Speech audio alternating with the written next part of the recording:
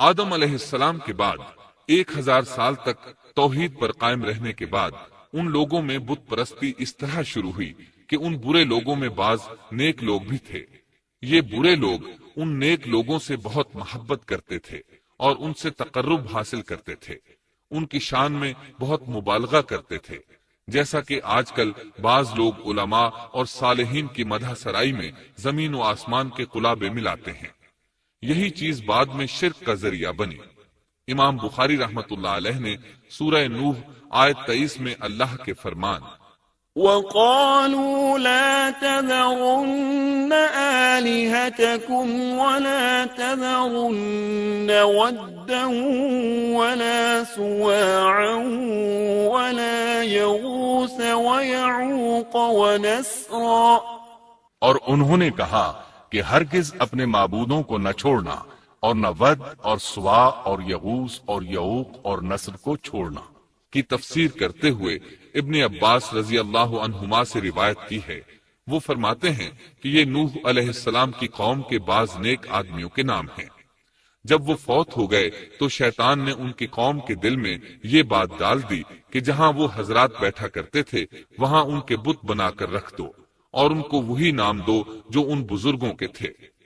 انہوں نے ایسا ہی کیا اور پتھر کے بت بنا کر ان کے نام ان بزرگوں والے رکھ دیے۔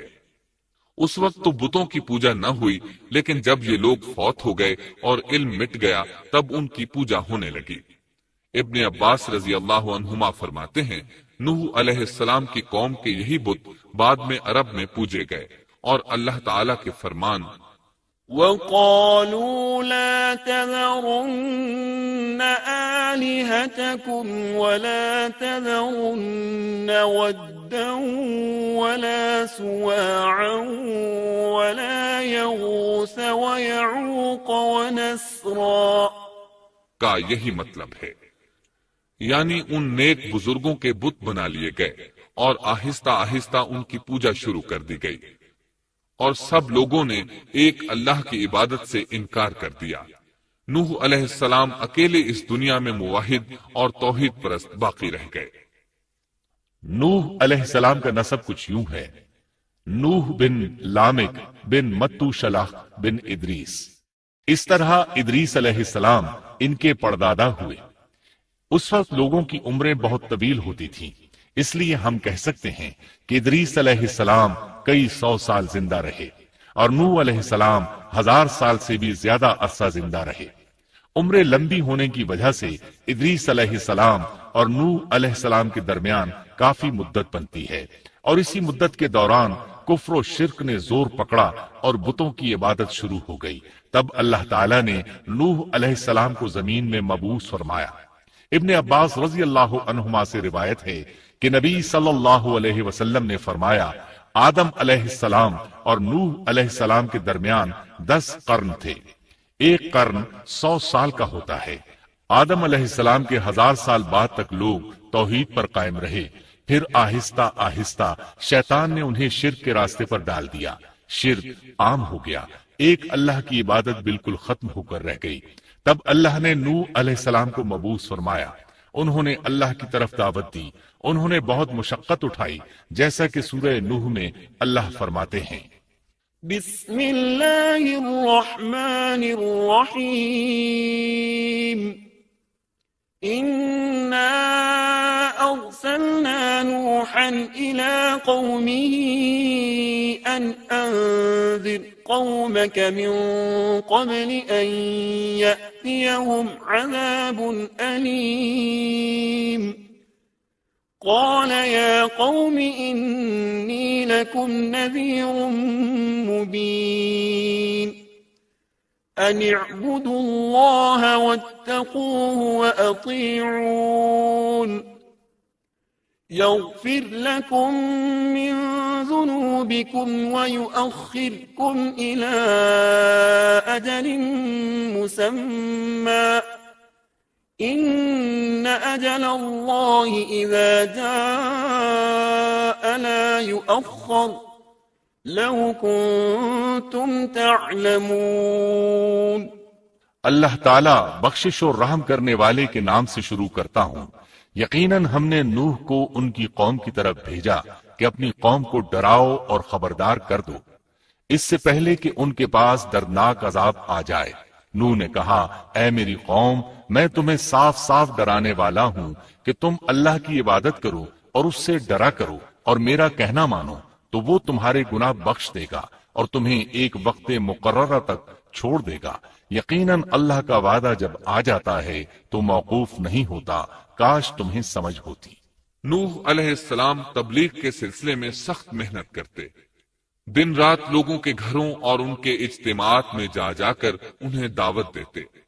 آپ انہیں اعلانیہ اور پوشیدہ طور پر دعوت دیتے، یہاں تک کہ دعوت دیتے دیتے انہیں 950 سال گزر گئے، لیکن سوائے چند لوگوں کے کوئی ایمان نہ لایا۔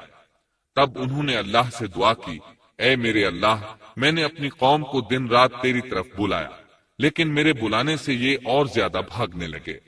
انہوں نے اپنے کانوں میں انگلیاں ٹھونس لیں، اپنے اوپر کپڑے اوڑھ لیے اور کہنے لگے، ہم تیری شکل دیکھنا نہیں چاہتے۔ میرے اللہ، یہ لوگ تیری باتیں سننا پسند نہیں کرتے۔ میں نے پھر بھی ان سے کہا، اپنے مالک سے بخشش طلب کرو، وہ بڑا بخشنے والا ہے۔ اس وقت نوح علیہ السلام کی قوم میں ایک بادشاہ تھا، وہ بہت مغرور تھا۔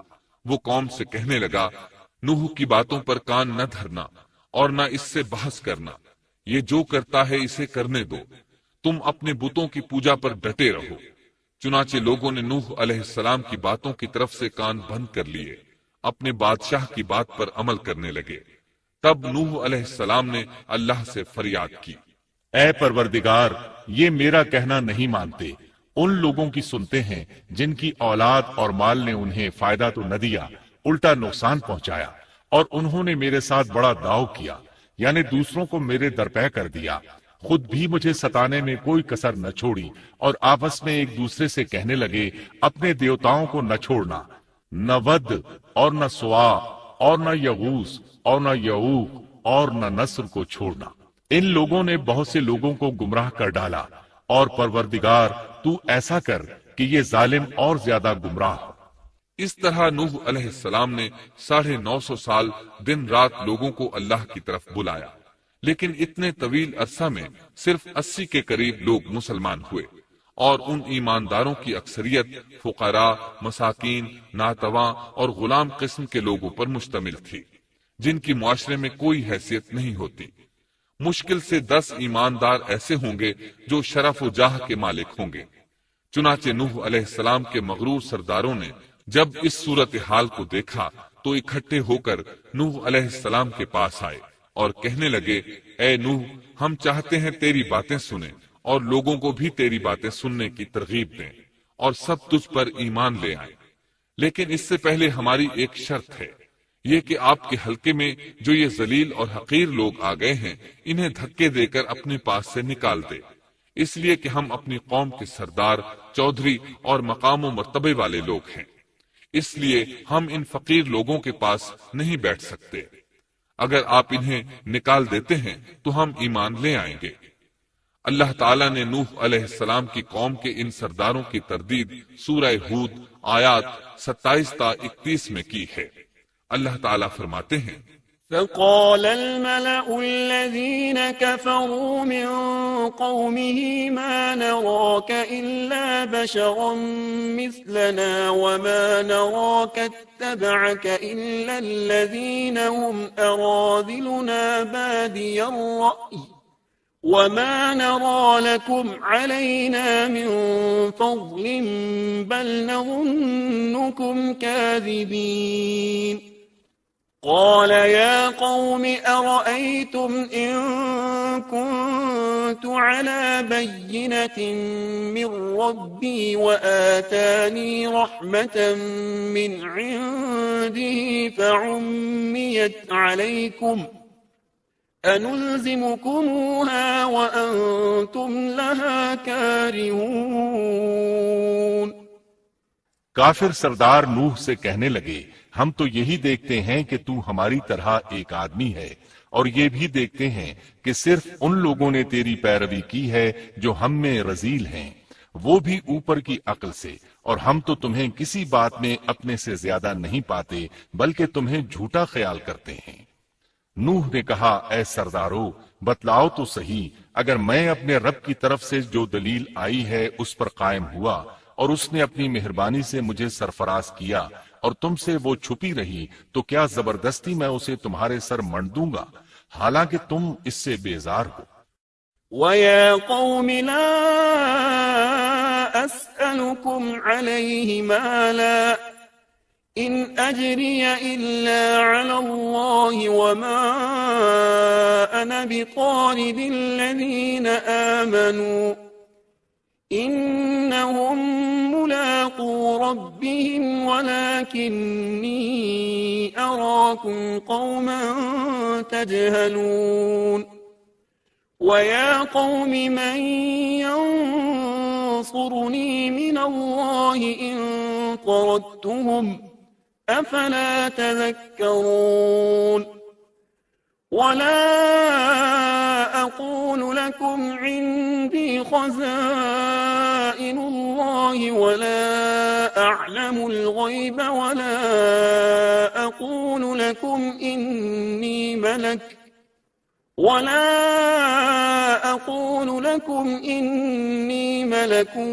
وَلَا أَقُولُ لِلَّذِينَ تَزْدَرِي أَعْيُنُكُمْ لَن يُؤْتِيَهُمُ اللَّهُ خَيْرًا اللَّهُ أَعْلَمُ بِمَا فِي أَنفُسِهِمْ إِنِّي إِذًا لَّمِنَ الظَّالِمِينَ۔ میری قوم والو، میں تم سے اس پر کوئی مال نہیں مانگتا، میرا ثواب تو صرف اللہ تعالیٰ کے ہاں ہے، نہ میں ایمانداروں کو اپنے پاس سے نکال سکتا ہوں، انہیں اپنے رب سے ملنا ہے، لیکن میں دیکھتا ہوں کہ تم لوگ جہالت کی بات کر رہے ہو۔ میری قوم کے لوگوں، اگر میں ان مومنوں کو اپنے پاس سے نکال دوں تو اللہ کے مقابلے میں میری مدد کون کر سکتا ہے؟ کیا تم کچھ بھی غور و فکر نہیں کرتے؟ میں تم سے یہ نہیں کہتا کہ میرے پاس اللہ کے خزانے ہیں اور میں غیب کا علم بھی نہیں رکھتا، نہ میں یہ کہتا ہوں کہ میں کوئی فرشتہ ہوں، نہ میرا یہ قول ہے کہ جن پر تمہاری نگاہیں ذلت سے پڑ رہی ہیں اللہ تعالیٰ انہیں کوئی نعمت دے گا ہی نہیں، ان کے دل میں جو ہے اللہ اسے بخوبی جانتا ہے، اگر میں ایسی بات کہوں تو یقیناً میرا شمار ظالموں میں سے ہوگا۔ اس پر نوح علیہ السلام کی قوم اور اکڑ گئی اور وہ کہنے لگے، اے نوح، بس بہت ہو گیا، تو نے ہمیں بہت ڈرا دھمکا دیا، اب اگر تو سچا ہے تو جس چیز کا وعدہ تو ہم سے کرتا تھا اس کو لے آ۔ نوح علیہ السلام نے ان کی بات سن کر کہا، عذاب لانا تو اللہ کا کام ہے، اللہ کو کوئی عاجز نہیں کر سکتا، اور جب اس کا عذاب آ جائے گا تو کوئی بھاگ نہیں سکے گا۔ اس کے بعد نوح علیہ السلام کی قوم کا ان سے آمنا سامنا ہوا تو انہوں نے ان سے کہا، اے میری قوم، اگر تم پر یہ گراں گزرتا ہے کہ میں تم میں رہتا ہوں اور تمہیں اللہ کی باتیں سنا رہا ہوں، تم اس سے چڑھتے ہو اور مجھے نقصان پہنچانے کے درپے رہتے ہو، تو سنو، میں صاف کہتا ہوں، مجھے تمہارا کوئی خوف نہیں، تمہاری کوئی پرواہ نہیں، تم سے جو ہو سکے کر گزرو، میرا جو بگاڑ سکتے ہو بگاڑ لو، تم اپنے شریکوں اور جھوٹے معبودوں کو بھی بلا لو اور مل جل کر مشورے کر کے بات کھول کر پوری قوت کے ساتھ مجھ پر حملہ کرو، تمہیں قسم ہے تم میرا جو بگاڑ سکتے ہو بگاڑ لو، اس میں کوئی کسر اٹھا نہ رکھو، مجھے بالکل مہلت نہ دو، اچانک مجھے گھیر لو، میں بالکل بے خوف ہوں، اس لیے کہ تمہارے راستے کو میں باطل جانتا ہوں، میں حق پر ہوں، حق کا ساتھی اللہ ہوتا ہے، میرا بھروسہ اسی عظیم ذات پر ہے، مجھے اس کی قدرت کی بڑائی معلوم ہے۔ نوح علیہ السلام نے واضح الفاظ میں اپنی قوم کو چیلنج دیا، لیکن کسی میں طاقت نہ ہوئی کہ وہ نوح علیہ السلام کا مقابلہ کر سکے، چنانچہ کہنے لگے، اسے چھوڑ دو، یہ مجنون اور بے وقوف ہے، نعوذ باللہ۔ بہرحال معاملہ اسی طرز پر چلتا رہا، یہاں تک کہ سال ہر سال گزر گئے، لیکن کوئی مسلمان نہ ہوا۔ پھر پہاڑ پر رہنے والے لوگ روز بروز برائی میں ترقی کرتے چلے گئے، اور جو لوگ شروع میں ایمان لائے تھے ان کے علاوہ اور کوئی شخص ایمان نہ لایا۔ نوح علیہ السلام انہیں مسلسل دعوت دیتے رہے مگر بے اثر۔ یہاں تک کہ اللہ تعالیٰ نے نوح علیہ السلام کی طرف وحی کی کہ اب کوئی شخص ایمان نہیں لائے گا۔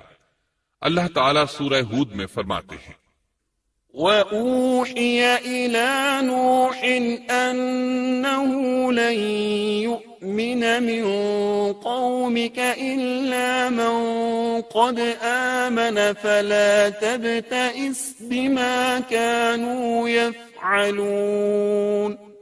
نوح کی طرف وحی کی گئی کہ آپ کی قوم میں سے جو ایمان لا چکے ہیں ان کے سوا اور کوئی اب ایمان نہیں لائے گا، پس آپ ان کے کاموں پر غمگین نہ ہوں۔ مطلب یہ تھا کہ آپ غم نہ کریں، اللہ کا حکم اب پورا ہونے والا ہے۔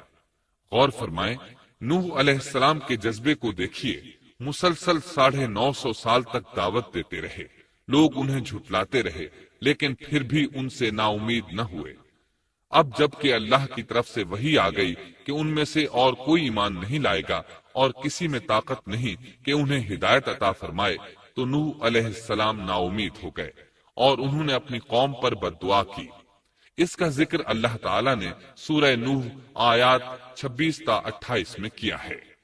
وقال نوح رب لا تذر على الأرض من الكافرين ديارا إنك إن تذرهم يضلوا عبادك ولا يلدوا إلا فاجرا كفارا رب اغفر لي ولوالدي ولمن دخل بيتي مؤمنا وللمؤمنين والمؤمنات ولا تزد الظالمين إلا تبارا۔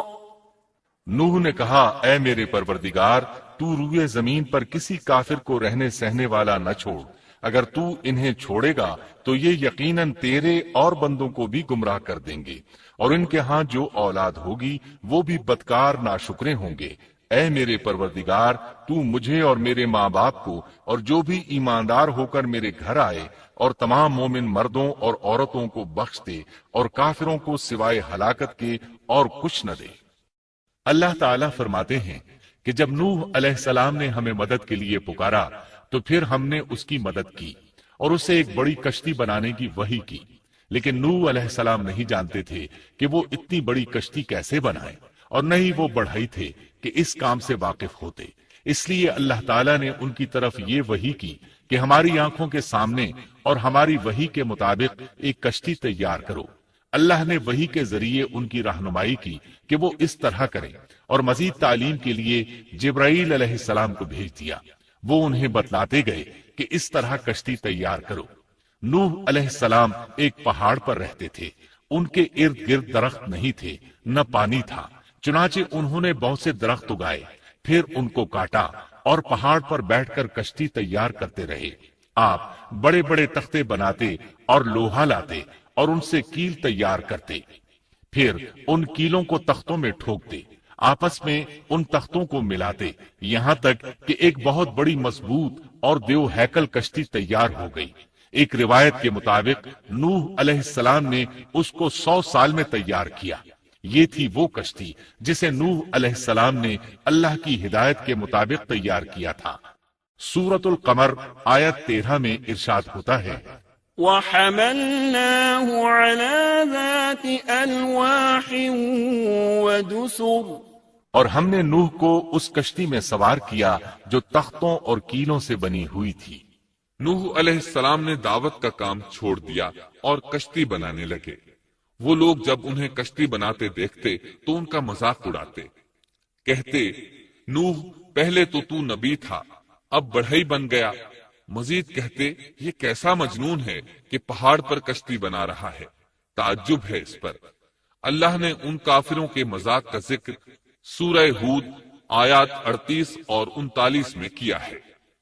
وَيَصْنَعُ الْفُلْكَ وَكُلَّمَا مَرَّ عَلَيْهِ مَلَأٌ مِّن قَوْمِهِ سَخِرُوا مِنْهُ قَالَ إِن تَسْخَرُوا مِنَّا فَإِنَّا نَسْخَرُ مِنكُمْ كَمَا تَسْخَرُونَ فسوف تعلمون من يأتيه عذاب يخزيه ويحل عليه عذاب مقيم۔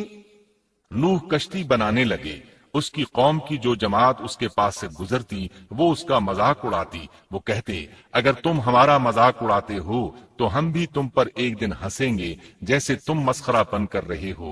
تمہیں بہت جلد معلوم ہو جائے گا کہ کس پر عذاب آتا ہے جو اسے رسوا کرے اور اس پر ہمیشہ کا عذاب اتر آئے۔ اس کشتی کا حلیہ ابن عباس رضی اللہ عنہما سے ایک روایت میں یوں آیا ہے۔ وہ بیان کرتے ہیں کہ نوح علیہ السلام نے پہاڑ پر ایک کشتی تیار کی اور اسے تارکول سے لت پت کیا۔ اسی وقت سے تارکول کا ظہور ہوا۔ اس کشتی کا طول 300 گز، اونچائی 30 گز اور عرض 50 گز تھا۔ ایک اندازے کے مطابق اس کا طول 1 کلومیٹر سے زیادہ تھا اور اس کی بلندی اور گہرائی کے بارے میں کہا گیا ہے کہ 30 ہاتھ تھی، اور یہ کشتی عام کشتیوں کی طرح اوپر سے کھلی ہوئی نہیں تھی، بلکہ جس طرح اس کو نیچے سے بند کیا گیا تھا اسی طرح اوپر سے بھی بند کیا گیا تھا، تاکہ اوپر سے جو بارش برسے وہ انہیں نقصان نہ دے، اور جس طرح نیچے والے غرق ہونے سے محفوظ رہیں اسی طرح اوپر والے بھی محفوظ رہیں۔ گویا وہ ایک گیند کی مانند تھی۔ اس میں الگ الگ 3 درجے بنائے گئے تھے، ہر درجے میں ایک دروازہ تھا، اور یہ 3 دروازے اس طرح تھے کہ ہر دروازے کے اوپر ایک دروازہ تھا۔ یہ اس کشتی کا حلیہ تھا جس کے راوی ابن عباس رضی اللہ عنہما ہیں۔ یہ کشتی آج بھی موجود ہے۔ اللہ تعالیٰ نے اس کشتی کو بطور عبرت اور نشانی کے باقی رکھا ہے، جیسا کہ اللہ تعالیٰ فرماتے ہیں وَلَقَدْ تَرَكْنَاهَا آيَةً فَهَلْ مِن مُدَّكِرٍ، اور بے شک ہم نے اس واقعے کو نشانی بنا کر باقی رکھا، پس ہے کوئی نصیحت حاصل کرنے والا۔ اس صدی میں علماء کے ایک گروہ نے اس کشتی کو ترکی کے ایک پہاڑ پر پا لیا ہے۔ اب وہ 2 ٹکڑوں میں تقسیم ہو چکی ہے۔ اس کا حلیہ وہی تھا جو بیان ہوا۔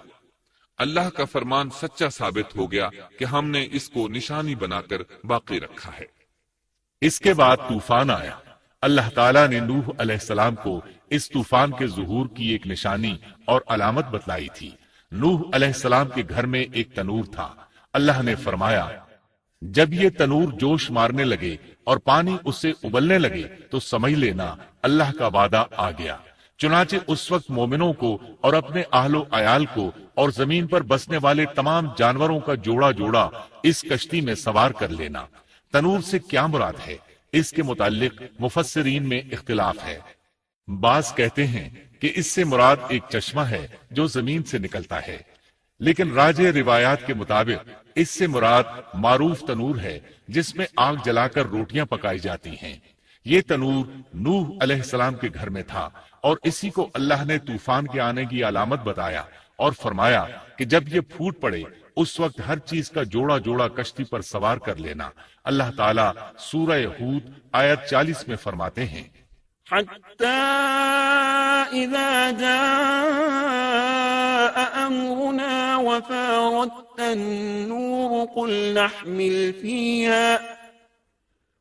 نَحْمِلْ فِيهَا مِن كُلٍّ زَوْجَيْنِ 2 وَأَهْلَكَ إِلَّا مَن سَبَقَ عَلَيْهِ الْقَوْلُ وَمَا آمَنَ مَعَهُ إِلَّا قَلِيلٌ۔ یہاں تک کہ جب ہمارا حکم آ پہنچا اور تنور ابلنے لگا، ہم نے کہا اس کشتی میں ہر قسم کے جوڑے دوہرے سوار کر لے، اور اپنے گھر کے لوگوں کو بھی سوائے ان کے جن پر پہلے سے بات پڑ چکی ہے، اور سب ایمان والوں کو بھی۔ اس کے ساتھ ایمان لانے والے بہت ہی کم تھے۔ کشتی میں سوار ہونے والوں کی تعداد 80 بتائی جاتی ہے۔ چنانچہ جب تنور جوش مارنے لگا تو نوح علیہ السلام کشتی میں سوار ہو گئے۔ کشتی ان کی بستی میں لوگوں سے دور پہاڑ پر تھی۔ اللہ کی قدرت کہ تمام قسم کے جانور بھی کشتی کے پاس آ گئے۔ نوح علیہ السلام نے انہیں بھی سوار کر لیا۔ اللہ تعالیٰ سورۃ القمر آیات 11 اور 12 میں فرماتے ہیں، ففتحنا أبواب السماء بماء منهمر وفجرنا الأرض عيونا فالتقى الماء على أمر قد قدر۔ پس ہم نے آسمان کے دروازوں کو زور کی بارش سے کھول دیا اور زمین کے چشموں کو جاری کر دیا، پس اس کام پر جو پانی مقرر کیا گیا تھا خوب جمع ہو گیا۔ آسمان سے نازل ہونے والا اور زمین سے نکلنے والا پانی کتنا تھا، اس کا اندازہ اللہ ہی کو ہے۔ بہرحال اس پانی نے زمین پر رہنے والے انسان، چوپائے، حیوانات، غرض ہر چیز کو غرق کر دیا۔ اس بارے میں اللہ فرماتے ہیں، نوح نے اپنی قوم سے تنگ آ کر ہمارے حضور دعا کی، ہم تو ہیں ہی بہترین طور پر دعاؤں کے قبول کرنے والے۔ فوراً ان کی دعا قبول کر لی اور اس تکلیف اور ایذا سے انہیں بچا لیا جو انہیں کفار سے روزمرہ پہنچ رہی تھی، اور ان کی اولاد کو ہم نے باقی رہنے والی بنا دیا، یعنی انہی کی اولاد سے پھر سے دنیا آباد ہوئی، کیونکہ صرف وہی لوگ بچے تھے جو کشتی پر سوار تھے، اور ہم نے ان کا ذکر خیر پچھلوں میں باقی رکھا۔ نوح علیہ السلام پر تمام جہانوں میں سلام ہو۔ ہم نیکی کرنے والوں کو اسی طرح بدلے دیتے ہیں، وہ ہمارے ایماندار بندوں میں سے تھا، پھر ہم نے باقی سب کو غرق کر دیا۔ اللہ مزید فرماتے ہیں، جب پانی میں طغیانی آ گئی تو اس وقت ہم نے تمہیں کشتی میں چڑھا لیا تاکہ اس کو تمہارے لیے نصیحت اور یادگار بنا دیں، تاکہ یاد رکھنے والے کان اس کو یاد رکھیں۔ یعنی پانی اتنا زیادہ ہو گیا کہ اس سے تمام شہر، بستیاں، انسان اور جانور غرق ہو گئے، یہاں تک کہ پانی بلند پہاڑوں سے بھی اونچا ہو گیا، اور اتنے بلند پانی پر یہ کشتی نوح علیہ السلام اور ان کے ساتھیوں کو اپنے دامن میں سمیٹے اللہ کے حکم سے اور اس کی حفاظت میں پہاڑ کی طرح رواں دواں تھی، ورنہ اتنے طوفانی پانی میں کشتی کی حیثیت ہی کیا ہوتی ہے۔ نوح علیہ السلام کشتی میں سوار ہوئے اور انہوں نے اپنے ساتھیوں کو حکم دیا کہ وہ یہ دعا پڑھیں، بسم اللہ مجریہا ومرساہا ان ربی لغفور رحیم۔ اللہ ہی کے نام سے اس کشتی کا چلنا اور ٹھہرنا ہے، یقیناً میرا پالنے والا بڑی بخشش اور رحم والا ہے۔ یہی اللہ کا حکم آپ کو تھا کہ جب تم اور تمہارے ساتھی ٹھیک طرح بیٹھ جاؤ تو کہنا، الحمد للہ الذی نجانا من القوم الظالمین وقل رب انزلنی منزلا مبارکا وانت خیر المنزلین۔ سب تعریف اللہ ہی کے لیے ہے جس نے ہمیں ظالم لوگوں سے نجات عطا فرمائی، اور کہنا کہ اے میرے رب مجھے بابرکت اتارنا اور تو ہی بہتر اتارنے والا ہے۔ اللہ تعالیٰ نوح علیہ السلام کو نصیحت کر رہے ہیں کہ اللہ آپ کو اور آپ کے اہل کو نجات عطا فرمائیں گے۔ کشتی میں نوح علیہ السلام کے کافر بیٹے کے علاوہ تمام گھر والے سوار تھے۔ آپ کے کافر بیٹے کا نام کنعان تھا، وہ ایک طرف کھڑا تھا۔ نوح علیہ السلام نے اسے پکارا، میرے بیٹے اس کشتی میں آ جا اور کافروں کا ساتھی نہ بن، لیکن اس بدبخت نے کہا، میں ابھی کسی پہاڑ کی چوٹی پر پناہ لے لوں گا جو مجھے اس پانی سے بچائے گی۔ نوح علیہ السلام نے کہا، آج اللہ کے حکم سے کوئی بچانے والا نہیں مگر وہی جس پر اللہ رحم کرے۔ باپ اور بیٹے کے درمیان یہ گفتگو جاری تھی کہ ایک طوفانی موج نے اسے اپنی زد میں لے لیا اور اسے غرق کر دیا۔ نوح علیہ السلام سے اللہ نے وعدہ کر رکھا تھا کہ اللہ تعالیٰ اس کے اہل کو نجات عطا فرمائے گا۔ چنانچہ جب آپ کی آنکھوں کے سامنے آپ کا بیٹا غرق ہو گیا تو وہ پکار اٹھے، اے اللہ، میرا بیٹا میرے گھر والوں میں سے تھا اور تو نے مجھ سے وعدہ کیا تھا کہ میرے گھر والوں کو نجات عطا فرمائے گا، اور تو تمام حاکموں سے بہتر حاکم ہے، لہذا ناممکن ہے کہ تیرا وعدہ پورا نہ ہو۔ واضح ہو کہ نوح علیہ السلام کا اپنے بیٹے کے بارے میں بات کرنا بطور استفسار تھا، بطور بحث نہیں تھا۔ آپ وضاحت چاہتے تھے۔ اللہ تعالیٰ نے فرمایا، اے نوح، وہ تیرے اہل سے نہیں تھا کیونکہ وہ کافر تھا۔ کفر نسب کو ختم کر دیتا ہے۔ ایک مومن کا دوسرے مومن سے تعلق ایک مسلمان بھائی کے کافر بھائی سے تعلق سے زیادہ بڑا ہے، اور حقیقی اخوت وہ ہے جس کی بنیاد ایمان پر ہو۔ کفر تو نسبی تعلق کو کاٹ دیتا ہے، اس لیے اللہ نے یہ نہیں فرمایا کہ وہ کافر ہے، بلکہ یہ فرمایا کہ وہ تیرے اہل سے نہیں ہے۔ ہمارے لیے بھی یہی حکم ہے، کسی مومن کا کافر کے ساتھ رشتہ نہیں ہو سکتا۔ اس کے ساتھ اللہ نے نوح علیہ السلام کو نصیحت فرمائی کہ آپ ہرگز وہ چیز نہ مانگیں جس کا آپ کو مطلقاً علم ہی نہ ہو، اور ہم آپ کو نصیحت کرتے ہیں کہ جاہلوں میں اپنا شمار کرانے سے باز رہیں۔ جب نوح علیہ السلام یہ بات جان گئے کہ ان کا سوال واقعے کے مطابق نہیں تھا تو فوراً اس سے رجوع کر لیا اور اللہ تعالیٰ سے اس کی رحمت اور مغفرت کے طالب ہوئے۔ اس موقع پر انہوں نے دعا کی، قال رب إني أعوذ بك أن أسألك ما ليس لي به علم وإلا تغفر لي وترحمني أكن من الخاسرين۔ نوح علیہ السلام نے کہا، اے میرے پروردگار، میں تیری ہی پناہ چاہتا ہوں اس بات سے کہ تجھ سے وہ مانگوں جس کا مجھے علم ہی نہ ہو۔ اگر تو مجھے نہ بخشے گا اور تو مجھ پر رحم نہیں کرے گا تو میں خرابی والوں میں ہو جاؤں گا۔ یہ دعا انہوں نے مانگی۔ اپنے بیٹے کے متعلق سوال کے علاوہ نوح علیہ السلام نے اللہ تعالیٰ کی کوئی نافرمانی نہیں کی اور نہ اپنے نفس پر کسی نافرمانی کو شمار کیا۔ کشتی نوح علیہ السلام اور ان کے ساتھیوں کو لیے پانی کی موجوں پر بلند ہو رہی تھی، اور زمین پر موجود ہر چیز، انسان، حیوانات، چوپائے، پرندے غرق ہو چکے تھے۔ ان میں کوئی بھی باقی نہیں بچا تھا۔ اگر کوئی زندہ بچا تھا تو کشتی والے۔ ابن عباس رضی اللہ عنہما سے روایت ہے کہ نوح علیہ السلام اور ان کے ساتھی 6 ماہ کشتی میں رہے، اور بعض روایات میں یہ بھی ہے کہ وہ محرم کی 10 تاریخ کو کشتی سے نیچے اترے۔ آخر اللہ کے حکم سے طوفان رک گیا۔ اللہ نے زمین کو حکم دیا کہ وہ تمام پانی کو نگل جائے۔ زمین نے سارا پانی نگل لیا، زمین خشک ہو گئی۔ اللہ تعالیٰ سورہ ہود آیت 44 میں فرماتے ہیں، وقيل يا أرض ابلعي ماءك ويا سماء أقلعي وغيض الماء وقضي الأمر واستوت على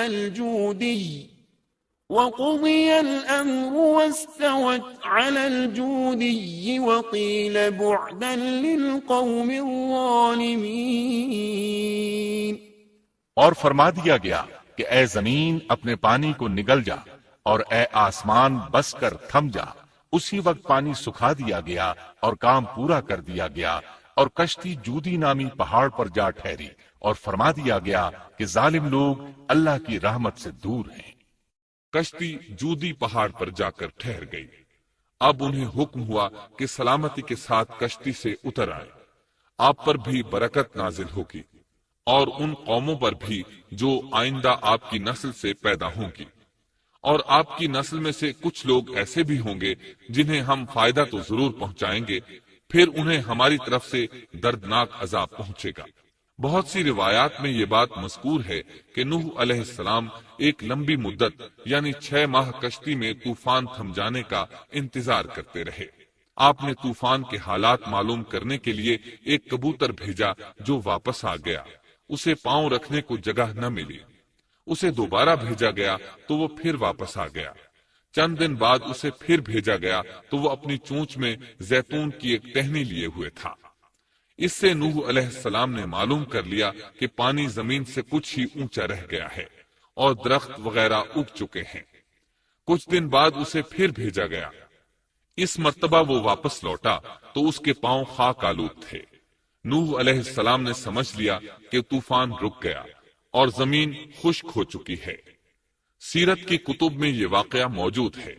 اسی کی بنیاد پر سیرت نگاروں کا کہنا ہے کہ کبوتر کا آنا سلامتی کی علامت تھا، اور اس کی چونچ میں زیتون کی ٹہنی نوح علیہ السلام کی بادشاہت کی طرف اشارہ تھا۔ اس طرح نوح علیہ السلام زمین پر اتر آئے۔ اس وقت اولاد آدم میں سے کوئی انسان سوائے ان لوگوں کے زندہ نہیں بچا تھا۔ جزیرہ عرب، فلسطین اور ان کے ارد گرد کا علاقہ غرق ہونے سے محفوظ رہا۔ ان کے علاوہ تمام زمین غرق ہوئی تھی۔ سب کے سب طوفان کی نذر ہو گئے۔ صرف نوح علیہ السلام سے اولاد پیدا ہوئی اور زمین میں ان کی اولاد کے علاوہ اور کسی کی نسل باقی نہ رہی۔ اسی وجہ سے نوح علیہ السلام کو آدم ثانی اور ابو البشر ثانی کہا جاتا ہے، کیونکہ تمام کے تمام بشر انہی کی طرف منسوب ہیں۔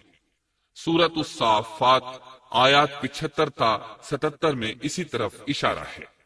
وَلَقَدْ نَادَانَا نُوحٌ فَلَنِعْمَ الْمُجِيبُونَ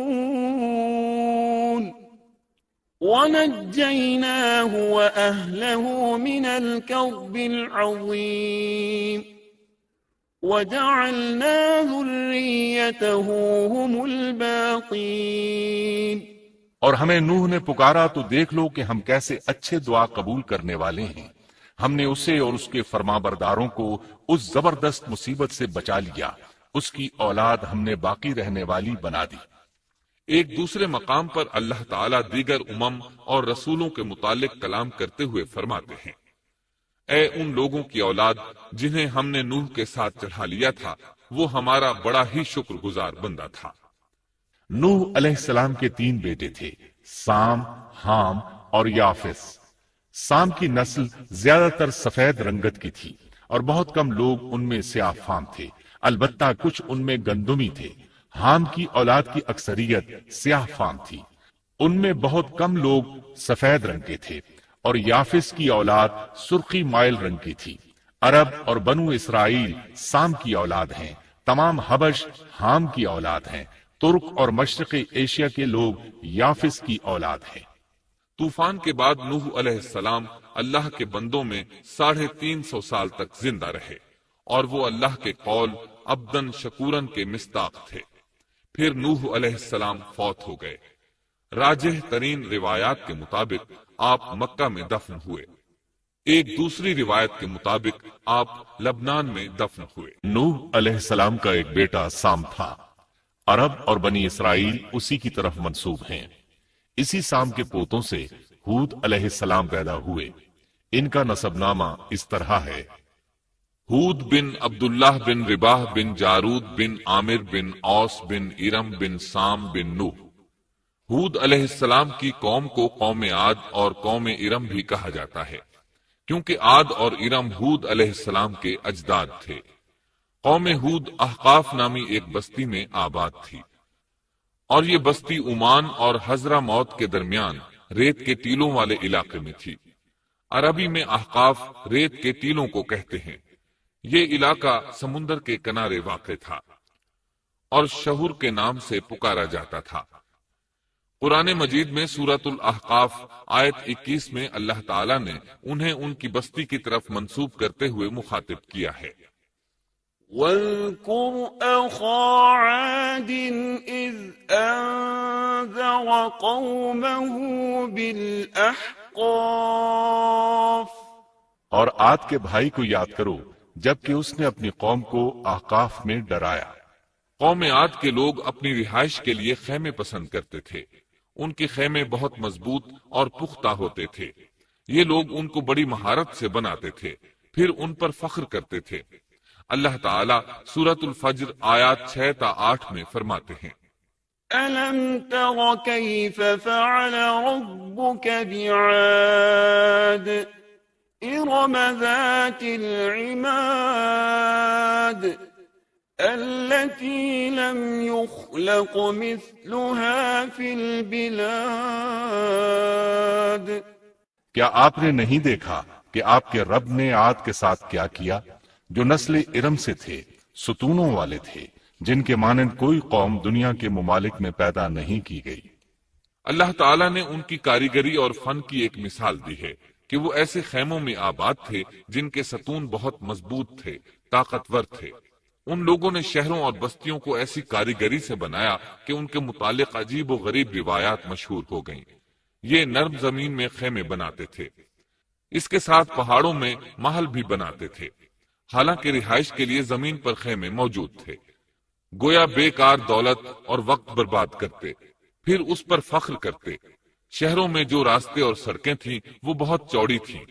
ان جیسے طویل اور قوی لوگ بعد میں پیدا نہیں ہوئے۔ کاریگری اور فنکاری میں یہ لوگ اس مقام تک پہنچے کہ پھر کوئی نہ پہنچ سکا۔ یہ لوگ عرب تھے اور عربی میں بات چیت کرتے تھے۔ ہود علیہ السلام بھی عربی تھے۔ اسماعیل علیہ السلام سے پہلے کے عرب باشندے عرب عاربہ کہلاتے ہیں۔ ان کے مشہور قبائل یہ ہیں: عاد، سمود، جرہم، امیم، قحطان اور مدین وغیرہ۔ ابراہیم علیہ السلام کی اولاد میں اسماعیل علیہ السلام کے بعد آنے والے لوگ عرب مستعربہ کہلاتے ہیں۔ اسماعیل علیہ السلام عربی نہیں تھے، کنعانی تھے۔ جب ابراہیم علیہ السلام اسماعیل علیہ السلام کو مکہ معظمہ میں چھوڑ آئے اور اسماعیل علیہ السلام نے عربوں سے میل جول قائم کیا تو ان سے عربی سیکھ لی اور اس میں بہت مہارت پیدا کر لی، یہاں تک کہ آپ کو عرب کا فصیح کہا جانے لگا۔ اہل عرب میں فصاحت و بلاغت آپ ہی سے آئی۔ رسول اللہ صلی اللہ علیہ وسلم بھی اسی انداز میں فصیح و بلیغ عربی میں بات کرتے تھے۔ طوفان نوح کے بعد جب دوبارہ لوگوں کو پیدا کیا گیا تو وہ ایک مرتبہ پھر ان بستیوں میں رہنے کے لیے چلے گئے جہاں نوح علیہ السلام رہا کرتے تھے۔ نوح علیہ السلام شام کے شمال اور ترکی کے جنوبی علاقوں میں رہا کرتے تھے۔ لوگ یہاں آباد ہو گئے، پھر یہاں سے کچھ لوگ فلسطین اور شام کی طرف ہجرت کر گئے اور کچھ لوگ جزیرے کی طرف ہجرت کر گئے، اور قوم عاد جزیرے کے جنوب میں آ کر آباد ہو گئی۔ اس وقت تمام لوگ توحید پر تھے۔ طوفان کے ساتھ جب زمین پامال ہو گئی تو اس پر سوائے نوح علیہ السلام کی اولاد کے اور کوئی زندہ نہ رہا۔ یہ لوگ توحید پرست تھے، لیکن وقت کے ساتھ ساتھ قوم عاد آباد ہوئی اور شیطان نے ان کے دلوں میں وسوسہ ڈالا۔ اس طرح وہ شیطان کی عبادت کرنے لگے۔ چنانچہ قوم نوح کے بعد سب سے پہلے جس قوم نے بت پرستی اختیار کی وہ قوم عاد تھی۔ اس قوم کو اللہ تعالیٰ نے بہت ڈیل ڈول دیا تھا، وہ بہت طاقتور قوم تھی۔ مفسرین بیان کرتے ہیں کہ ان کے جسم بہت مضبوط اور ٹھوس تھے، قد بہت لمبے تھے۔ آدم علیہ السلام کا قد 60 ہاتھ تھا، اس قوم کا قد بھی قریباً اتنا ہی تھا۔ اس طرف سورۃ الاعراف آیت 69 میں اشارہ موجود ہے۔ اللہ تعالیٰ فرماتے ہیں: وَاذْكُرُوا إِذْ جَعَلَكُمْ خُلَفَاءَ مِن بَعْدِ قَوْمِ نُوحٍ وَزَادَكُمْ فِي الْخَلْقِ بَسْطَةً فَاذْكُرُوا آلَاءَ اللَّهِ لَعَلَّكُمْ تُفْلِحُونَ۔ اور تم وہ حالت یاد کرو جب اللہ نے تمہیں قوم نوح کے بعد جانشین بنایا اور ڈیل ڈول میں تمہیں زیادہ پھیلاؤ دیا، سو تم اللہ کی نعمتوں کو زیادہ یاد کرو تاکہ تم فلاح پا جاؤ۔ ہود علیہ السلام کی زبانی اللہ تعالیٰ ان کی فنکاری کو بیان کرتے ہوئے فرماتے ہیں کہ ہود علیہ السلام نے ان سے کہا، کیا تم ایک ایک ٹیلے پر بطور کھیل نشان لگا رہے ہو؟ مطلب یہ کہ یہ لوگ پہاڑوں کی چوٹیوں پر محل تعمیر کرتے تھے۔ جب ان سے کہا جاتا کہ تم رہتے تو زمین پر ہو اور گھر پہاڑوں پر بناتے ہو، اس کی کیا وجہ ہے؟ اور تم اتنے مضبوط محل تعمیر کر رہے ہو، گویا ہمیشہ یہیں رہو گے۔ وہ لوگ دراصل ٹیلوں، گھاٹیوں، دروں اور پہاڑوں پر عمارات تعمیر کرتے تھے، اور ان کا مقصد ان میں رہنا نہیں تھا، بلکہ صرف کھیل کود کے لیے ایسا کرتے تھے۔ ہود علیہ السلام نے انہیں جھنجھوڑا کہ تم ایسا کام کیوں کرتے ہو جس کا کوئی مقصد نہیں، جس کام کے فضول ہونے میں کوئی شک نہیں۔ ہود علیہ السلام انہیں واعظ کرتے تھے: اے میری قوم، اللہ نے تمہیں بڑی قوت سے نوازا ہے۔ تمہاری طاقت کا عالم یہ ہے کہ جب تم کسی پر ہاتھ ڈالتے ہو تو ظلم کرتے ہو، کوئی شخص تمہارے سامنے آنا گوارا نہیں کرتا۔ لہذا اللہ سے ڈرو اور میری پیروی کرو، اس سے ڈرو جس نے ان چیزوں سے تمہاری مدد کی۔ اللہ تعالیٰ نے اپنی ہر طرح کی نعمت، مال، اسباب، اولاد، باغات، شہر، قوت، جسامت اور صنعت کاری سے تمہیں نوازا ہے، لہذا تم اللہ سے ڈرو اور میری اطاعت کرو۔ لیکن ان کی قوم نے کوئی اثر نہ لیا، نہ ان پر ایمان لائی، الٹا لگی تکبر کرنے، اللہ کی حمد کی بجائے اس کی ناشکری کرنے لگی۔ اور تکبر کے بارے میں بات یہ ہے کہ جب سے ابلیس نے اس کو اختیار کیا، یہ اس وقت سے آزمائش بن چکا ہے۔ اللہ تعالیٰ سورہ حامیم السجدہ آیت 15 میں فرماتے ہیں، فَأَمَّا عَادٌ فَاسْتَكْبَرُوا فِي الْأَرْضِ بِغَيْرِ الْحَقِّ وَقَالُوا مَنْ أَشَدُّ مِنَّا قُوَّةً أَوَلَمْ يَرَوْا أَنَّ اللَّهَ الَّذِي خَلَقَهُمْ هُوَ أَشَدُّ مِنْهُمْ قُوَّةً۔ بس قوم عاد نے تو بے وجہ زمین میں سرکشی شروع کر دی اور کہنے لگے کہ ہم سے زوراور کون ہے؟ کیا انہیں یہ نظر نہ آیا کہ جس اللہ نے انہیں پیدا کیا ہے وہ ان سے بہت ہی زیادہ زوراور ہے؟ جب یہ لوگ اپنی سرکشی اور کفر میں حد سے بڑھ گئے، تب اللہ تعالیٰ نے ہود علیہ السلام کو ان کی طرف بھیجا۔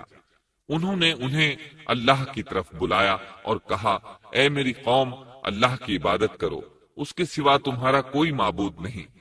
کیا تم ڈرتے نہیں؟ قوم کے کافر سردار کہنے لگے، ہم تو دیکھتے ہیں کہ تو نری بے وقوفی میں ہے، ہمارے خیال میں تو جھوٹا ہے۔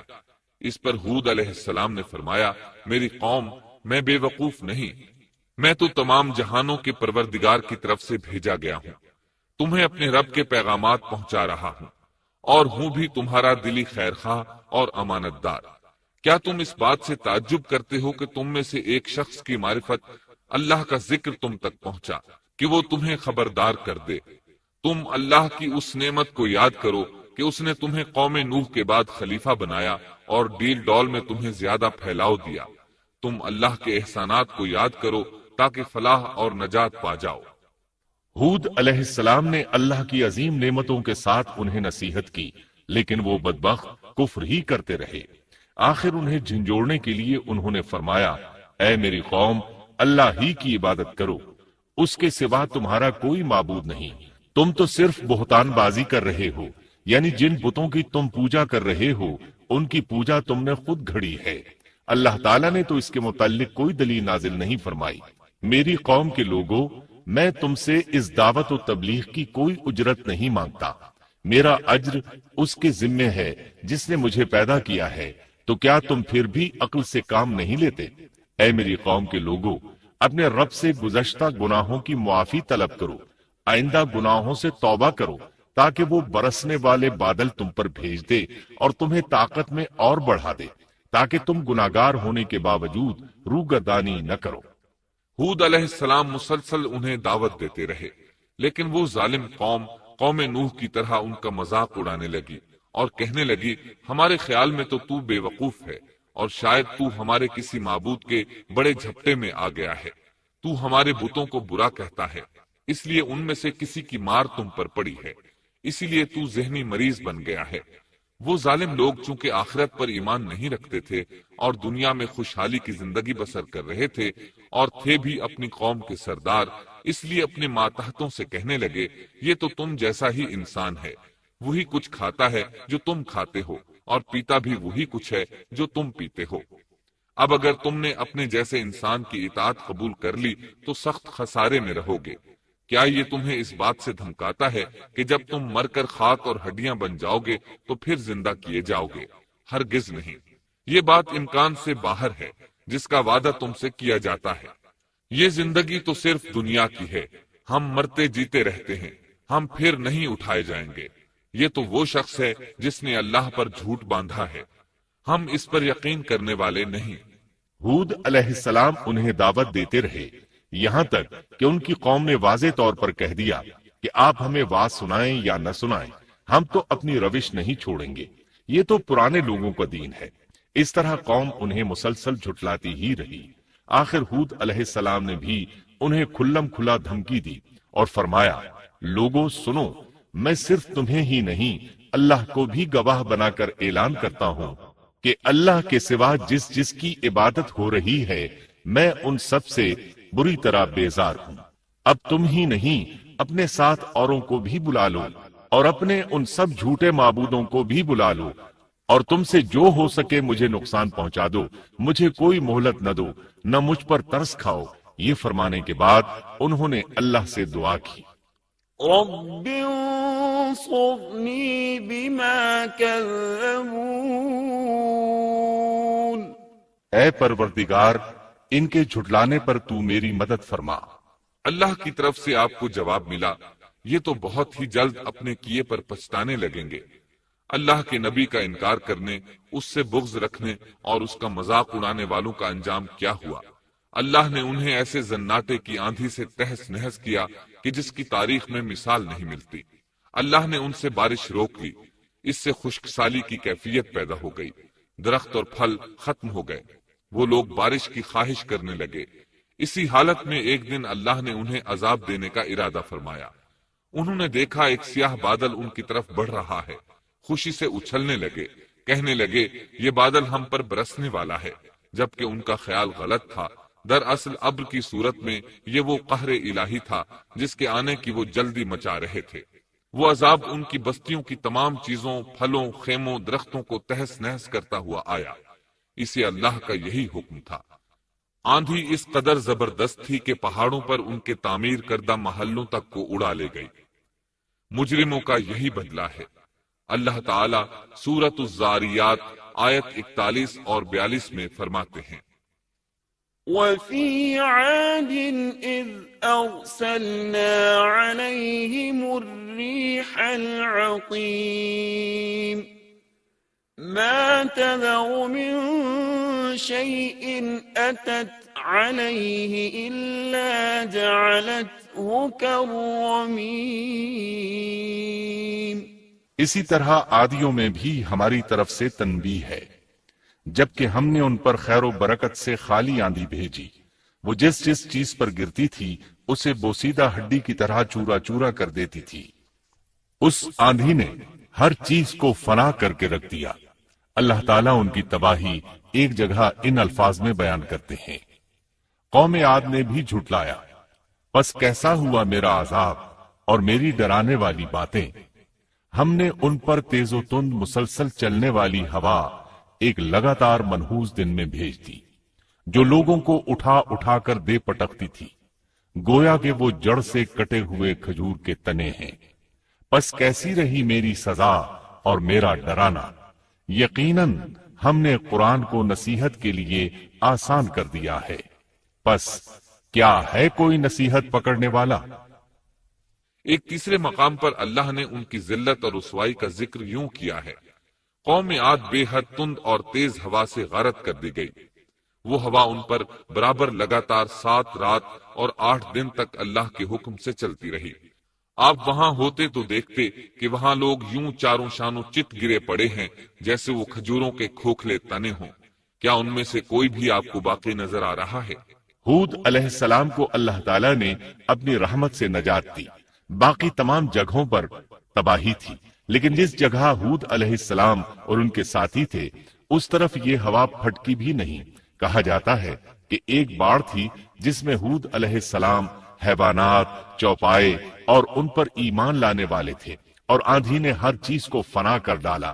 اللہ تعالیٰ سورہ آراف آیت 72 میں فرماتے ہیں، فأنجيناه والذين معه برحمة منا وقطعنا دابر الذين كذبوا بآياتنا وما كانوا مؤمنين۔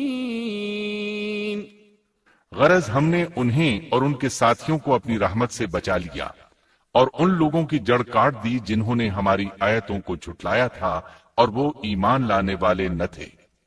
اسی طرح سورہ ہود میں اللہ فرماتے ہیں، جب ہمارا حکم آ پہنچا تو ہم نے ہود کو اور ان کے ساتھیوں کو اپنی خاص رحمت سے نجات دی۔ ہم نے ان سب کو سخت عذاب سے صاف بچا لیا۔ یہ تھے قوم عاد کے لوگ جنہوں نے اپنے رب کی آیتوں کا انکار کیا اور اس کے رسولوں کی نافرمانی کی، اور ہر ایک سرکش نافرمان کے حکم کو مانا۔ دنیا میں بھی ان پر لعنت لگا دی گئی اور قیامت کے دن بھی۔ دیکھ لو، قوم عاد نے اپنے رب سے کفر کیا، ہود کی قوم عاد پر لعنت ہو۔ اس طرح قوم عاد تباہ ہو گئی۔ ان کے بعد مومنوں نے ان کے باقی بچ جانے والے مکانات پر قبضہ کر لیا اور وہاں رہنے لگے۔ پھر ہود علیہ السلام نے حضرہ موت میں وفات پائی۔ اب ہم آتے ہیں سیدنا صالح علیہ السلام کے قصے کی طرف۔ دن گزرتے گئے اور لوگ ایک بار پھر ابلیس لعین کے وسوسے میں آ کر کفر کی طرف پلٹ آئے، کیونکہ ابلیس کسی بھی شخص کو وسوسے میں ڈالے بغیر نہیں چھوڑتا۔ اس طرح ایک بار پھر کفر پھیل گیا، چنانچہ اللہ نے ان کی ہدایت کے لیے صالح علیہ السلام کو مبعوث فرمایا۔ یہ سمود کے پوتوں میں سے ایک عربی نبی تھے۔ ان کا نسب نامہ اس طرح ہے: صالح بن عبید بن سیاف بن ماشح بن عبید بن حاضر بن سمود بن ارم بن سام بن نوح علیہ السلام۔ گویا صالح علیہ السلام کا تعلق قوم سمود سے تھا، اور یہ قوم عاد کی نسل سے تھی۔ سمود کی قوم نے یمن کو خیر باد کہا اور جزیرے سے شمال کی طرف منتقل ہو گئے، پھر وہاں ہجر نامی ایک بستی میں جا ٹھہرے۔ قرآن کریم کی سورۃ الحجر اسی بستی کے نام سے موسوم ہے۔ قوم عاد کا تذکرہ سورۃ الحجر کے علاوہ سورۃ الاحقاف اور سورہ ہود میں بھی ہے۔ اللہ تعالیٰ سورۃ الحجر آیت 80 میں فرماتے ہیں: وَلَقَدْ كَذَّبَ أَصْحَابُ الْحِجْرِ الْمُرْسَلِينَ۔ اور ہجر والوں نے بھی رسولوں کو جھٹلایا۔ ہجر قوم سمود کا مرکزی شہر تھا۔ اب وہ مدائن صالح کے نام سے مشہور ہے۔ یہ شہر مدینہ منورہ کے شمال مغرب میں 380 کلومیٹر کے فاصلے پر واقع ہے۔ یہ لوگ بھی پہاڑوں کو تراش کر گھر بناتے تھے۔ یہ صنعت اور کاریگری انہوں نے قوم عاد سے وراثت میں پائی تھی۔ اللہ تعالی سورۃ الفجر آیت 9 میں فرماتے ہیں: وَثَمُودَ الَّذِينَ جَابُوا الصَّخْرَ بِالْوَادِ۔ اور قوم سمود کے ساتھ کیا کیا جنہوں نے وادی میں بڑے بڑے پتھر تراشے تھے۔ قرآن مجید میں اللہ تعالیٰ ایک مقام پر فرماتے ہیں: اور ہم نے قوم عاد اور سمود کو غارت کیا جن کے بعض مکانات آپ کے سامنے ظاہر ہیں۔ ان کے مکانات ان کی تباہی سے لے کر اب تک موجود ہیں۔ شام کے راستے میں خیبر، تیما سے تبوک تک قوم سمود کے آثار پائے جاتے ہیں۔ یہ لوگ کس طرح پتھر تراش تراش کر گھر بناتے تھے، اللہ تعالیٰ نے سورۃ الاعراف آیت 74 میں اس کا ذکر کیا ہے۔ وَاذْكُرُوا إِذْ جَعَلَكُمْ خُلَفَاءَ مِنْ بَعْدِ عَادٍ وَبَوَّأَكُمْ فِي الْأَرْضِ تَتَّخِذُونَ مِنْ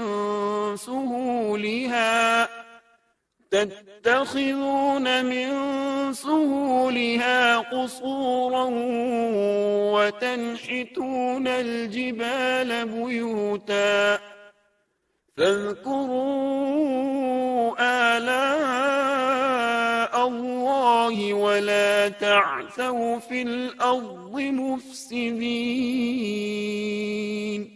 اس وقت کو یاد کرو جب اللہ تعالیٰ نے تمہیں قوم عاد کے بعد جانشین بنایا اور تمہیں زمین پر رہنے کا ٹھکانہ دیا کہ نرم زمین پر محل بناتے ہو اور پہاڑوں کو تراش تراش کر ان میں گھر بناتے ہو۔ سو اللہ کی نعمتوں کو یاد کرو اور زمین میں فساد مت پھیلاؤ۔ یہ آیت ان کی طاقت، جسم کی صلاحیت اور ماہر فن ہونے پر دلیل ہے۔ پہاڑوں کو تراشنا دراصل قوم عاد کی عادت تھی۔ یہ بھی چونکہ انہی سے تھے، اس لیے وراثت میں یہ کام انہیں بھی آ گیا تھا۔ جس طرح اللہ نے عاد کو اپنی نعمتوں سے نوازا تھا، اسی طرح سمود کو ان سے بڑھ کر نعمتیں دی تھی۔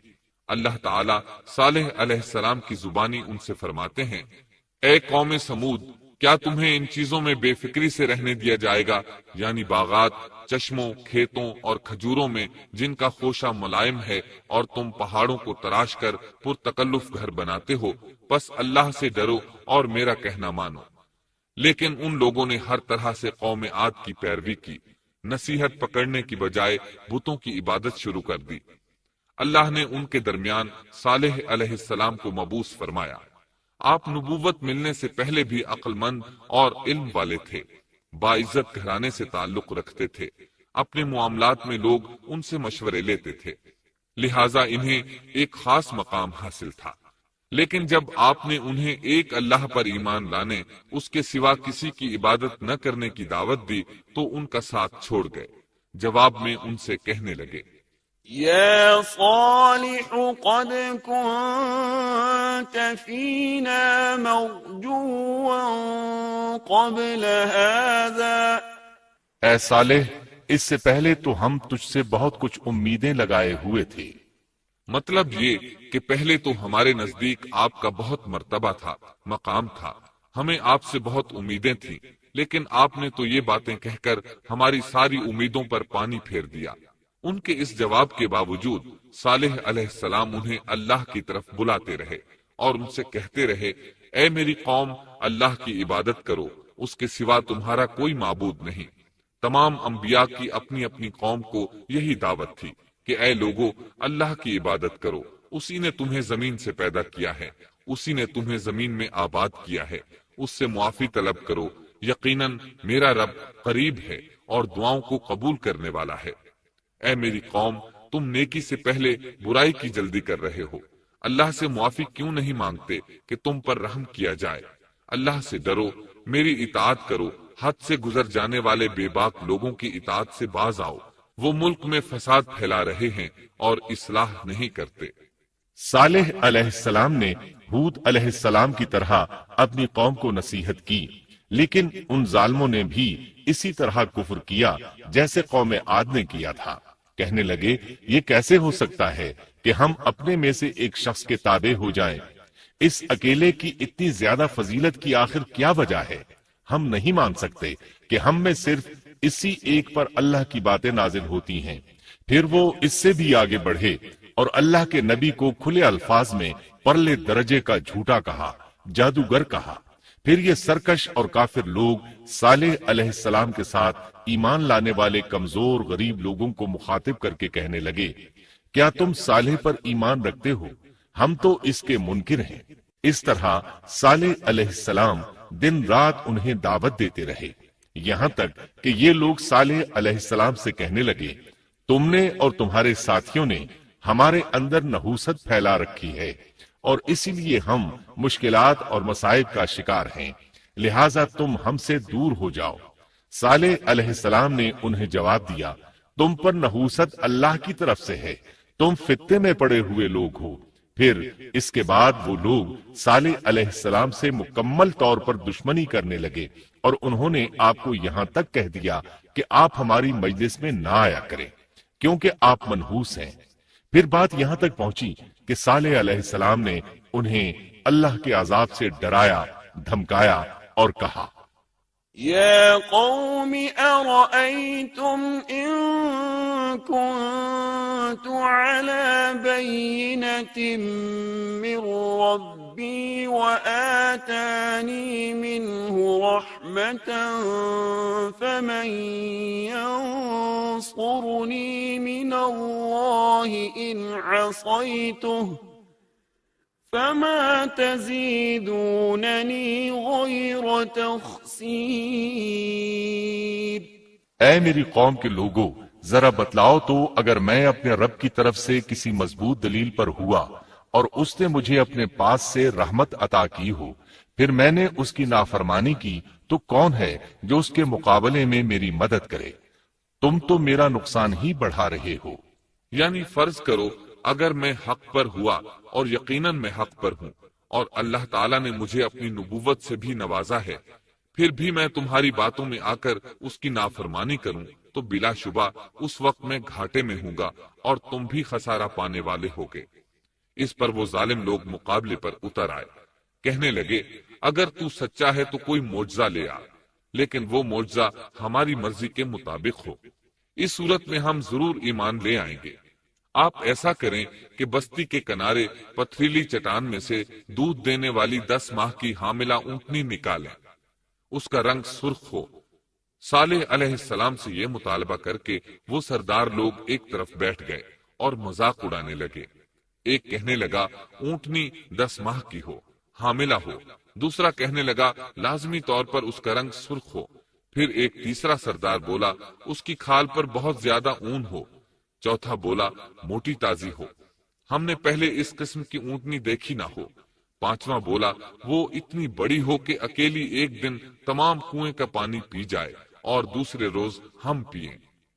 یہ لوگ اسی طرح مذاق اڑا رہے تھے کہ صالح علیہ السلام نے ان سے کہا اگر تمہاری مطلوبہ اونٹنی تمہیں مل جائے تو کیا تم ایمان لے آؤ گے؟ سب نے مل کر کہا ہاں ضرور لے آئیں گے۔ صالح علیہ السلام نے فرمایا تب تم ایک دن سب لوگوں کو جمع کر لو۔ مقررہ دن وہ لوگ جمع ہو گئے۔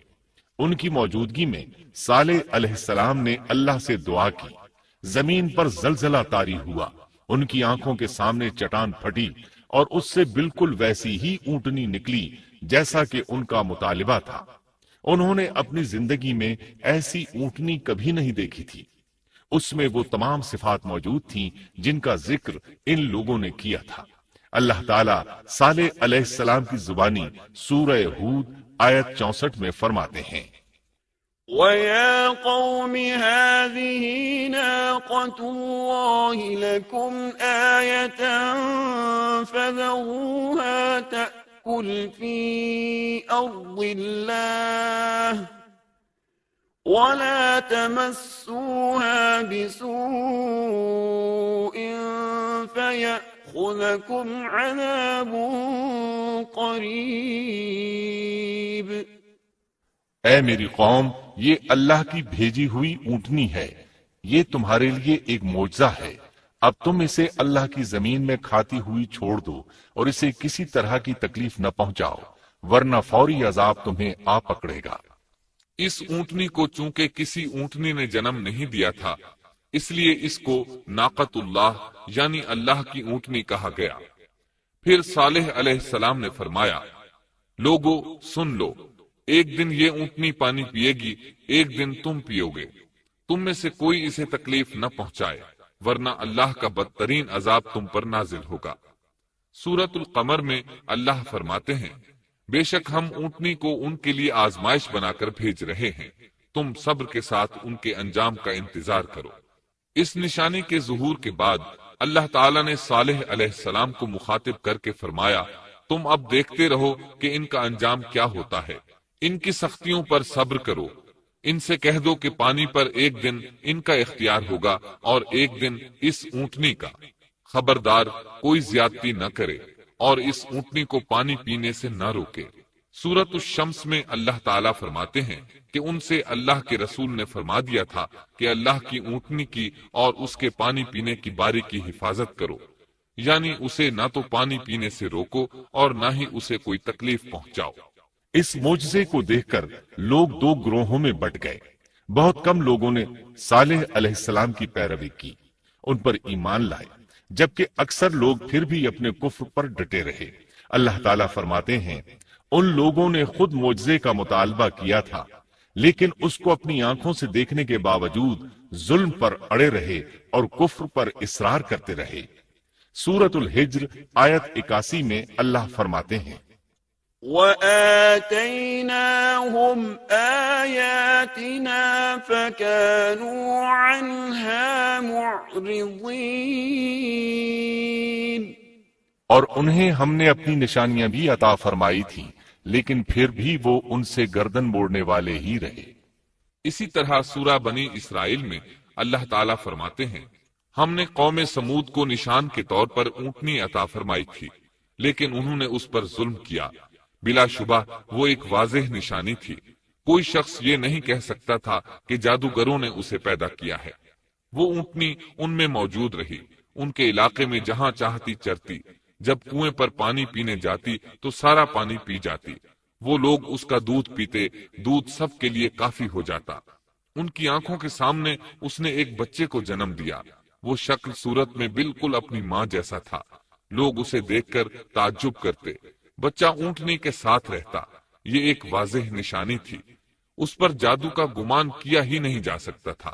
وہ اونٹنی ایک عرصے تک ان لوگوں میں رہی۔ اللہ فرماتے ہیں ہم نے قوم سمود کو بطور نشان کے ایک اونٹنی دی تھی، لیکن انہوں نے اس پر ظلم کیا، حالانکہ یہ نشانیاں ہم لوگوں کو ڈرانے کے لیے ہی بھیجتے ہیں۔ وہ لوگ اس اونٹنی کو دیکھ کر متعجب ضرور ہوئے، لیکن ایمان پھر بھی بہت کم لوگ لائے، حالانکہ اس نشانی کے بعد انہیں چاہیے تھا ایمان لے آئیں۔ پھر ایک دن قوم کے سرداروں نے مشورہ کیا کہ اگر ہم نے صالح کو اسی طرح چھوڑ دیا تو کہیں لوگ ہمیں نہ چھوڑ دیں اور صالح کے پیروکار بن جائیں۔ اس اونٹنی نے تو ہمیں مصیبت میں ڈال دیا ہے، ہم پورا ایک دن پانی کو چھو بھی نہیں سکتے، کیونکہ یہ سارا دن پانی پیتی رہتی ہے۔ پھر یہ اس قدر دیو ہیکل ہے کہ اسے دیکھ کر ہماری بکریاں بھاگ جاتی ہیں، اونٹ اسے دیکھ کر خوفزدہ ہو جاتے ہیں، لہٰذا ہمیں چاہیے کہ اس سے چھٹکارا حاصل کر لیں۔ وہ آپس میں مشورہ کرتے رہے، آخر انہوں نے ایک آدمی منتخب کیا۔ مورخین کا اس پر اتفاق ہے کہ اس کا نام قدار بن سالف تھا، اس کے ساتھ اس کا ایک ساتھی بھی تھا۔ ان دونوں نے مل کر اونٹنی کو قتل کیا۔ اللہ تعالیٰ سورۃ القمر آیت 29 اور 30 میں فرماتے ہیں، فنادوا صاحبهم فتعاطى فعقر فكيف كان عذابي ونذر۔ پھر انہوں نے اپنے ساتھی کو بلایا، تب اس نے ہاتھ بڑھایا اور اس کی کونچیں کاٹ دی، پھر دیکھا ہمارا عذاب اور ڈراوا کیسا تھا۔ اس قدار کے بارے میں نبی کریم صلی اللہ علیہ وسلم کا ارشاد ہے کہ پہلے لوگوں میں سے سب سے زیادہ بدبخت یہی تھا۔ اللہ تعالیٰ نے قرآن مجید میں اس کا ذکر یوں فرمایا ہے، فنادوا صاحبہم، پھر انہوں نے اپنے ساتھی کو پکارا۔ سورۃ الشمس میں اللہ فرماتے ہیں، إذ انبعث أشقاها، جب ان میں بڑا بدبخت شخص اٹھ کھڑا ہوا۔ یہ بدبخت قدار اٹھا، اپنے ساتھی کو ساتھ لیا اور اونٹنی کو قتل کرنے کے لیے تیار ہو گئے۔ آپس میں مشورہ ہوا کہ یہ نہ کہا جائے ہم نے اسے قتل کیا ہے۔ اس طرح باقی لوگوں نے بھی ان سے اتفاق کیا۔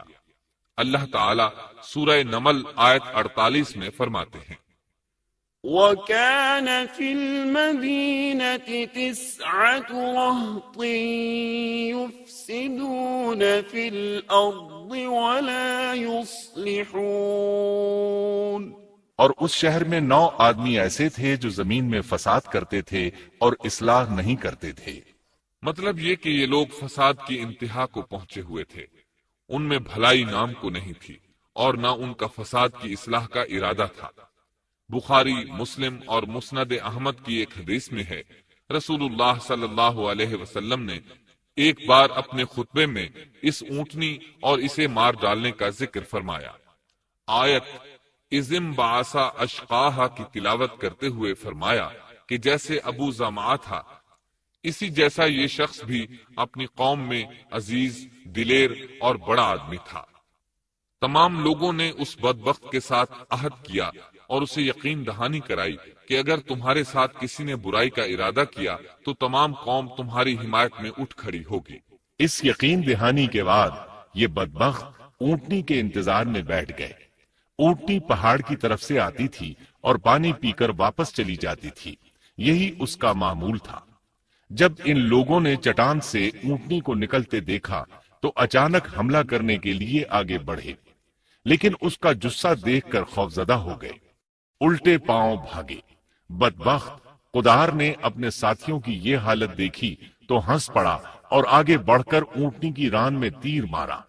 اس سے اونٹنی کی ران کی ہڈی ٹوٹ گئی اور وہ نیچے گر گئی۔ پھر اس ظالم نے اپنے ساتھیوں کو آواز دی اور آگے بڑھ کر اونٹنی کی کونچیں کاٹ دی۔ سورۃ الشمس میں اللہ تعالیٰ فرماتے ہیں، ان لوگوں نے اپنے پیغمبر کو جھوٹا سمجھ کر اس اونٹنی کی کونچیں کاٹ دی، پس ان کے رب نے ان کے گناہوں کے باعث ان پر ہلاکت ڈالی اور پھر ہلاکت کو عام کر دیا اور اس بستی کو برباد کر دیا۔ اونٹنی کی کونچیں کاٹ دیے جانے کے بارے میں اللہ تعالیٰ ایک دوسرے مقام پر فرماتے ہیں کہ پس انہوں نے اونٹنی کو مار ڈالا اور اپنے پروردگار کے حکم سے سرتابی کی اور کہنے لگے، اے صالح، جن عذابوں سے تو ہمیں دھمکاتا رہتا تھا، اگر تو واقعی پیغمبر ہے تو ان عذابوں کو ہم پر نازل کرا دے۔ اونٹنی پر حملہ ہوتے ہی اس کا بچہ بھاگ نکلا تھا۔ وہ پہاڑ کی چوٹی پر چڑھ گیا، 3 مرتبہ بلبلایا۔ یہ بدبخت اس کے پیچھے بھاگے اور آخر اسے بھی قتل کر دیا۔ پھر تمام بستی والے جمع ہوئے، اونٹنی اور اس کے بچے کا گوشت تیار کیا اور مزے کے ساتھ اس کو کھایا۔ اس جرم میں ان سب نے شرکت کی، البتہ جو لوگ صالح علیہ السلام پر ایمان لے آئے تھے وہ الگ تھلگ رہے۔ صالح علیہ السلام کو جب یہ خبر ملی تو وہ گھبرائے ہوئے اونٹنی کے پاس پہنچے۔ اونٹنی بے جان پڑی تھی، اس کا بچہ بھی بے جان تھا۔ لوگ ان کے گرد جمع تھے اور ان کا گوشت کھا رہے تھے۔ اس وقت صالح علیہ السلام نے ان سے کہا، فقال تمتعوا في داركم 3 أيام ذلك وعد غير مكذوب۔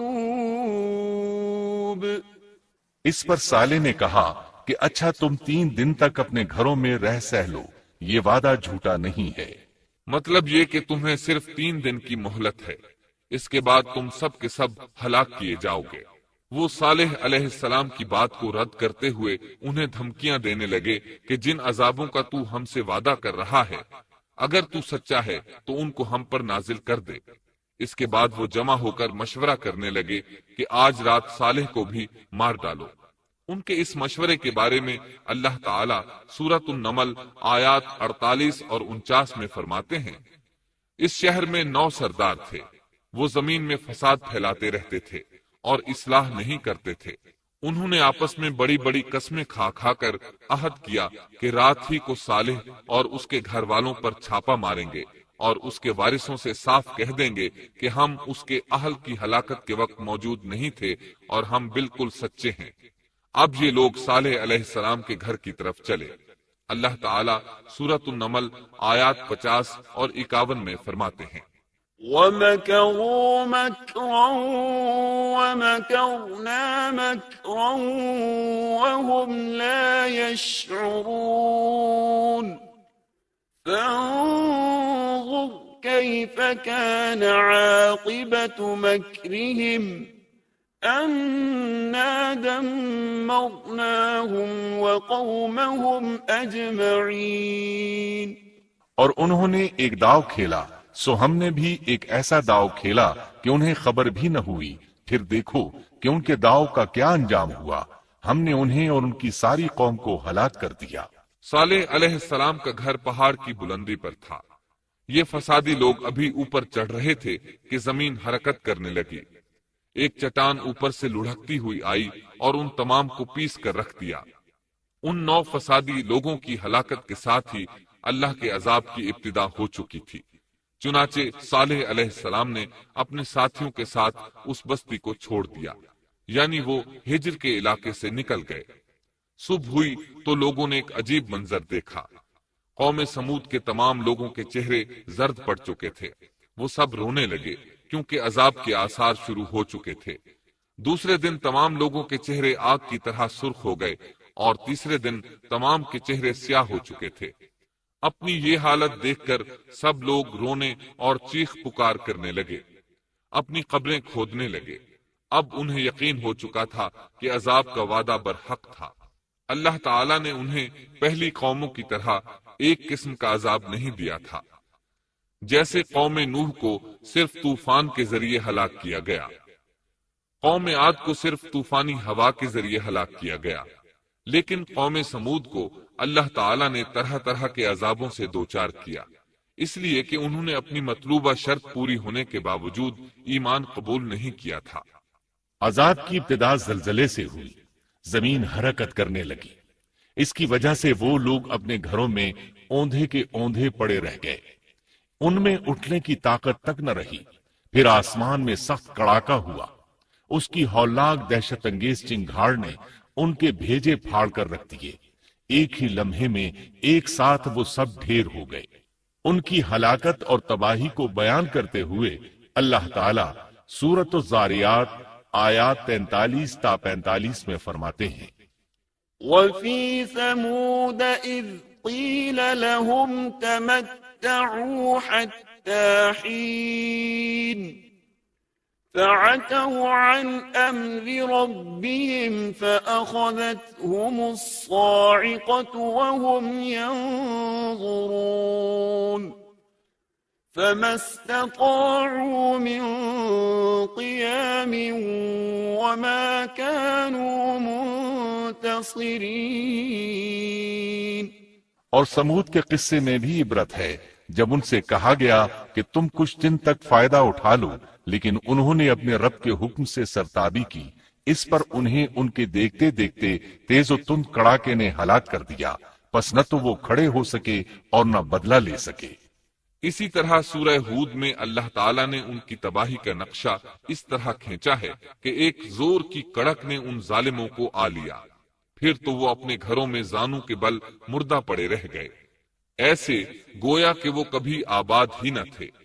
سورۃ القمر میں اللہ نے ان کی رسوائی ان الفاظ میں بیان کی ہے: ہم نے ان پر ایک چیخ بھیجی، پھر وہ ایسے ہو گئے جیسے کانٹوں کی باڑ کا چورا۔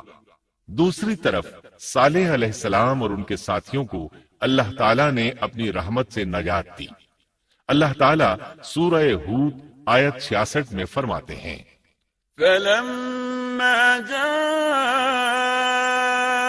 أمرنا نجينا صالحا والذين آمنوا معه برحمة منا ومن خزي يومئذ إن ربك هو القوي العزيز۔ پھر جب ہمارا فرمان آ پہنچا، ہم نے صالح اور ان پر ایمان لانے والوں کو اپنے فضل سے اس سے بچا لیا اور اس دن کی رسوائی سے بھی۔ یقیناً تیرا پروردگار نہایت توانا اور غالب ہے۔ اس قوم کے آثار آج تک باقی ہیں۔ مدینہ منورہ کے شمال مغرب میں ان کے گھر موجود ہیں۔ اب یہ علاقہ مدائن صالح کے نام سے مشہور ہے۔ سورۃ النمل میں اللہ تعالیٰ فرماتے ہیں: بس یہ ان کے گھر ہیں جو ان کے ظلم کے سبب ویران پڑے ہیں، بے شک اس میں دانش مندوں کے لیے نشانیاں ہیں۔ اللہ تعالیٰ نے ان کے نشانات کو آج تک باقی رکھا ہے تاکہ بعد میں آنے والوں کو یقین ہو جائے اور کسی قسم کا شک نہ رہے۔ عذاب کے آثار نمودار ہونے پر صالح علیہ السلام نے ان سے فرمایا تھا: اے میری قوم، میں نے تمہیں اپنے پروردگار کا حکم پہنچا دیا تھا اور میں نے تمہاری خیر خواہی کی، لیکن تم لوگ خیر خواہوں کو پسند نہیں کرتے۔ اس کے بعد صالح علیہ السلام اپنے ساتھیوں کے ساتھ وہاں سے ہجرت کر کے فلسطین آ گئے، وہیں رملہ نامی بستی میں رہنے لگے اور یہیں آپ کی وفات ہوئی۔ نبی کریم صلی اللہ علیہ وسلم صحابہ کرام رضی اللہ عنہم کے ساتھ تبوک تشریف لے گئے تو آپ نے مدائن صالح کے قریب قیام فرمایا تھا۔ صحابہ نے ان کنووں سے پانی لے لیا جو قوم سمود کے استعمال میں رہے تھے، کچھ برتن بھی وہاں سے لے لیے۔ آپ کو پتہ چلا تو آپ نے حکم فرمایا: ان برتنوں کو توڑ دو اور اس پانی کو بہا دو اور اس پانی سے جو کھانا تیار کیا ہے اس کو الٹ دو۔ آپ نے انہیں ان گھروں میں داخل ہونے سے بھی روک دیا جن میں اللہ کا عذاب نازل ہوا تھا۔ آپ صلی اللہ علیہ وسلم نے فرمایا: میں ڈرتا ہوں تم پر بھی ایسا عذاب نہ آ جائے جیسا ان پر آیا تھا، اس لیے ان کے علاقے میں داخل نہ ہوا کرو، اور اگر داخل ہونا پڑ جائے تو روتے ہوئے داخل ہوا کرو، اور رونا نہ آئے تو رونے جیسی شکلیں بنا لیا کرو تاکہ تمہارا شمار ظالموں میں نہ ہو۔ اللہ تعالیٰ فرماتے ہیں: ألا إن ثمود كفروا ربهم ألا بعدا لثمود۔ آگاہ رہو، قوم سمود نے اپنے رب سے کفر کیا، سن لو ان سمودیوں پر پھٹکار ہے۔ قرآن میں ان کا قصہ 26 سے زائد مرتبہ بیان کیا گیا ہے۔ اس کے بعد لوگ ایمان کی حالت میں امن چین کی زندگی بسر کرنے لگے، لیکن پھر نئے سرے سے ان میں خرابی پیدا ہوئی۔ شیطان نے پھر اپنا کام دکھایا، ان کے دلوں میں وسوسہ ڈالا اور فلسطین، عراق، مصر اور جزیرے کے نواحی علاقوں میں شرک پھیل گیا۔ لوگ ایک بار پھر کفر کی طرف پلٹ پڑے۔ اس پورے قصے میں چند عبرتیں ہیں، آئیے ذرا ان کا بھی ذکر ہو جائے۔